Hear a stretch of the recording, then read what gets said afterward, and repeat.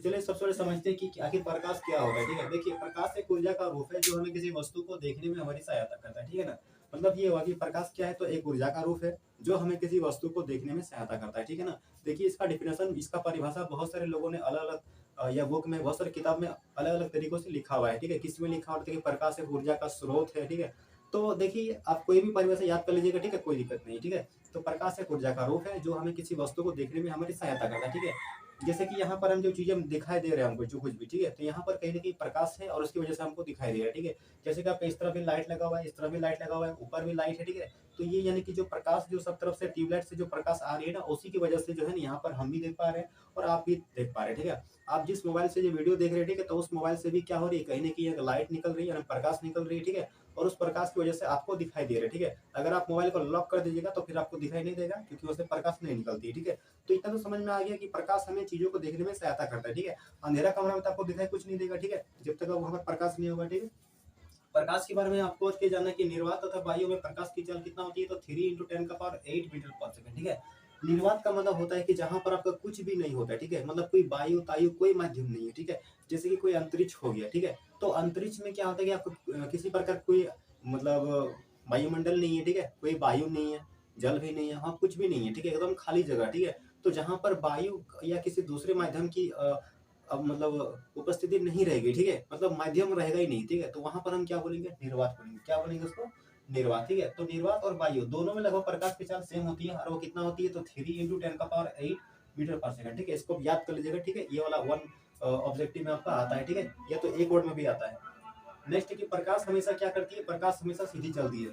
मतलब ये होगी प्रकाश जो है ना, वो कभी भी टेढ़ी मेढ़ी गमन नहीं करती है, वो हमेशा एक सीधी रेखा में गमन करती है। ठीक है ना, हम लोग क्या होते हैं कि अपने मर्जी के अनुसार चलते हैं, लेकिन प्रकाश क्या होती है कि एक सीधा रेखा में ही चलती है, कभी भी प्रकाश टेढ़ा मेढ़ा गमन नहीं करती है। ठीक है, नेक्स्ट क्या है, प्रकाश का परावर्तन समझते हैं।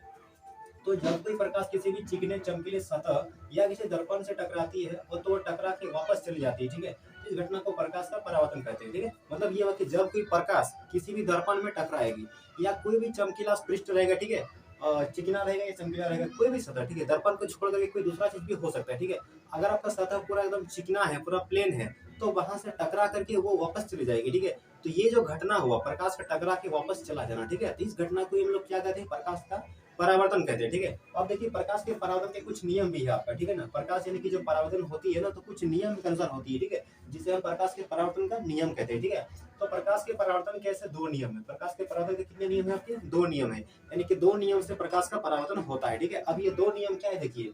तो सबसे पहले करें कि आपतित किरण, परावर्तित किरण तथा आपतन बिंदु पर खींचा गया अभिलंब सभी क्या होती है, एक समतल में होती है।